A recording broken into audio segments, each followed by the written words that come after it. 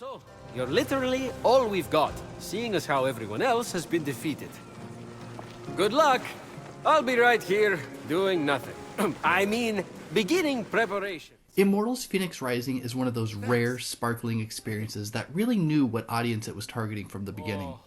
And though some may argue that it's ripe with borrowed ideas from one particular Nintendo-centric franchise, which it is, Immortals manages to lock down a consistent performance from beginning to end while adding its own spin all around.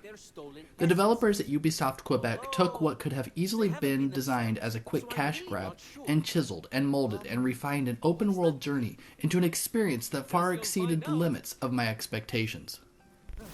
Immortals opens up with a lowly crewman named Fenyx, who's found himself shipwrecked on an island deep in the realm of Greek mythology.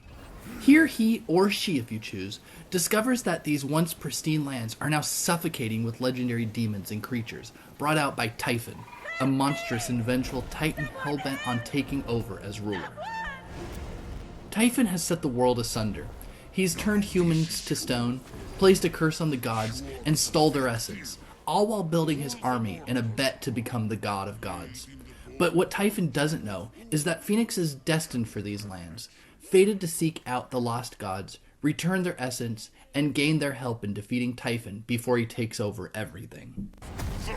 Fenyx's story and the game in general are told through the eyes of the god Prometheus to the audience of one, the king of gods himself, Zeus.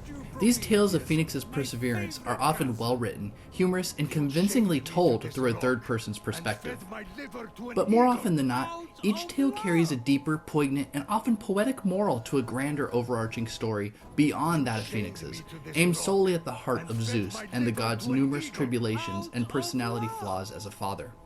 This form of storytelling is both heartbreaking and thought-provoking, and kept my attention the whole time. Immortals have 7 distinctly different lands Fenyx will set out to journey across, each with their own themes ranging from majestic, magical, cryptic, destructive, or all of those combined. With so many magnificent places to explore, all filled with their own unique adventures to undertake, it's clear Ubisoft didn't design this game for us to stop playing after the initial 30-hour story, but instead, they jam-packed Immortals with hundreds of minigames and collectibles throughout the huge map, to be played or sought for dozens of hours after you finish the campaign. From vaults that will test your brain with puzzles and challenges that range from somewhat easy to big thinkers, legendary battles, or waves of relentless enemies guarding over treasure chests, there's no better way to say that Immortals has a lot going for it, and it's all very fun.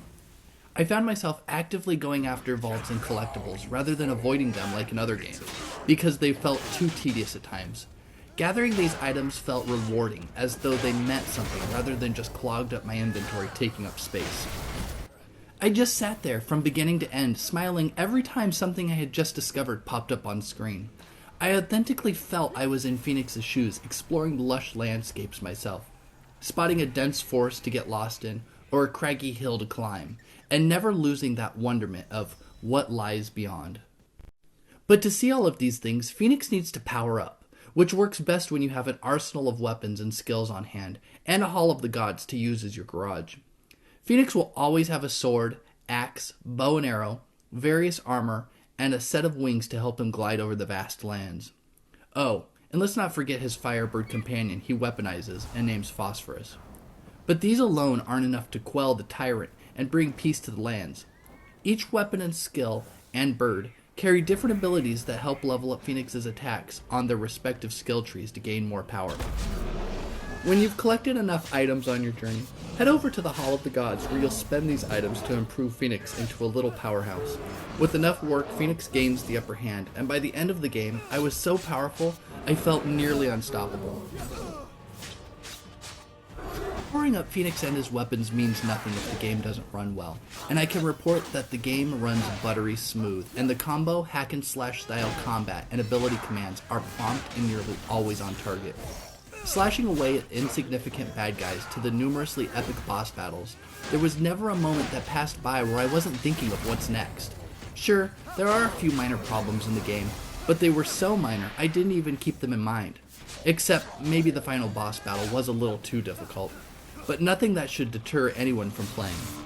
As you unravel Immortals' intricate story, you're accompanied by a range of beautifully rendered music, from calming beats that inspire exploration in the lands to heavy orchestral boss battle themes that really put you in the moment. There's a lot to take in and enjoy throughout the journey. Overall, Immortals Fenyx Rising is a titan among games, and possibly the best game I've ever played from Ubisoft.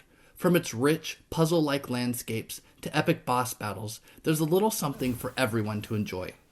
I can't remember the last time I played a game that late into the night, only to find myself eager to get back into it the next morning.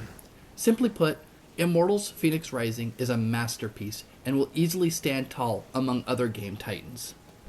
I give Immortals Fenyx Rising a 5 out of 5. If you like the content, please like the video and subscribe to the Age of Z YouTube channel, and stay tuned for more interesting and fun stories on theageofz.com.